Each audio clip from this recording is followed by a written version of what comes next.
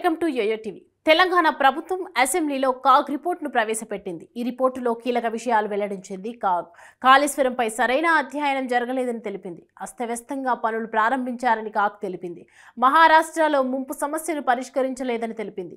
ఉమ్మడి రాష్ట్రంలో చేపట్టిన ప్రాణహిత, చేవెళ్ల ప్రాజెక్టును తెలంగాణ ప్రభుత్వం రీడిజైన్ చేసి కాళేశ్వరం, ప్రాణహిత ప్రాజెక్టులుగా విభజించారని కాగ్ వెల్లడించింది. ఉమ్మడి రాష్ట్రంలోని ప్రాణహిత, చేవెళ్ల ప్రాజెక్టు అంచనా వ్యయం 35,000 కోట్లు కాగా రీడిజైనింగ్ తర్వాత రెండు ప్రాజెక్టుల అంచనా వ్యయం 85,650 కోట్లకు పెరిగింది.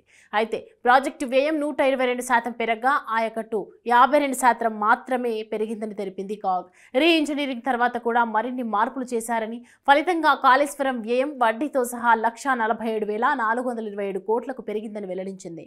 ప్రాజెక్టు పనుల్లో మార్పుల కారణంగా కొన్ని పనులు నిరార్థకమయ్యాయన్న కాగ్, ఫలితంగా 767 కోట్ల రూపాయల నష్టం జరిగిందని తెలిపింది. కాళేశ్వరం డిపిఆర్ తయారు చేసిన వ్యాస్కోప్ పనితీరులో లోపాలను ఎత్తి చూపింది కాగ్. ఉమ్మడి రాష్ట్రంలో ప్రాణహిత, చేవెళ్ల ప్రాజెక్టుకు వ్యాప్కోస్ డిపిఆర్ సరిగా రూపొందించకపోవడంతోనే రీడిజైనింగ్ చేయాల్సి వచ్చిందని తెలిపింది. రీ ఇంజనీరింగ్ తర్వాత కూడా కాళేశ్వరం ప్రాజెక్టు పనుల పరిధిలో మరిన్ని మార్పులు, చేర్పులు చేశారని కాగ్ వెల్లడించింది. ఫలితంగా కాళేశ్వరం ప్రాజెక్టు విలువ ఇప్పుడు 1,47,427.41 కోట్లకు చేరిందని కాగ్ తన నివేదికలో వెల్లడించింది. అయితే లక్ష్యంగా పెట్టుకున్న ప్రయోజనాల్లో మాత్రం తదుపరి పెరుగుదల ఏమీ లేదని వివరించింది.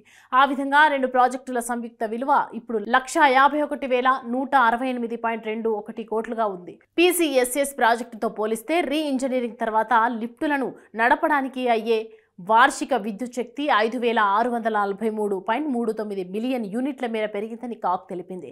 విద్యుత్ వినియోగంపై ఏటా అయ్యే ఖర్చు 3,555.34 కోట్ల మేర పెరిగిందని వెల్లడించింది.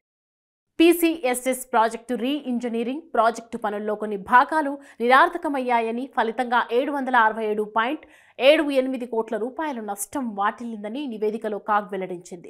ప్రాజెక్టు నుంచి ఊహించిన ప్రయోజనాలను ఎక్కువ చూపెట్టారని కాగ్ రిపోర్టు తెలిపింది. ప్రాజెక్టు వార్షిక ఖర్చులు తక్కువ చూపారని, కాళేశ్వరం ప్రాజెక్టు నీటి అమ్మకం ద్వారా 1,019 కోట్ల రూపాయలు ఆదాయాన్ని అంచనా వేశారని, ప్రాజెక్టు కోసం భారీగా రుణాలు సేకరించినట్లు కాగ్ రిపోర్టు పేర్కొంది. 87,000 కోట్ల రూపాయలు సమకూర్చుకునేందుకు 15 బ్యాంకులతో ఒప్పందం కుదుర్చుకున్నారని, బడ్జెటేతర రుణాలపై ప్రభుత్వం ఎక్కువ ఆధారపడి ఉందని కాగ్ రిపోర్ట్ తెలిపింది. అయినా అదే వ్యాప్కోస్ సంస్థకు మరోసారి డిపిఆర్ బాధ్యత అప్పచెప్పారని తెలిపింది. ప్రాజెక్టుతో వచ్చే లాభాలు ఎక్కువ చూపించి వార్షిక వ్యయం తక్కువ చూపారని కాగ్ నివేదికలో పేర్కొంది. కాళేశ్వరం నిర్వహణకు 10,000 కోట్లు పడుతుందని వెల్లడించింది. కాళేశ్వరం ఇరిగేషన్ ప్రాజెక్టు కార్పొరేషన్ పేరుతో ప్రభుత్వం 87,449 కోట్ల రుణాలు తీసుకొచ్చారని, బడ్జెట్ నుంచి వచ్చింది కేవలం 27% మాత్రమే చెల్లింపులు జరిగాయని పేర్కొంది కాగ్. కాళేశ్వరంపై ఆదాయాలు లేదు కాబట్టి రుణాల చెల్లింపు కష్టం అవుతుందని, బడ్జెట్పై భారం పడుతుందని కాగ్ నివేదికలో వెల్లడించింది.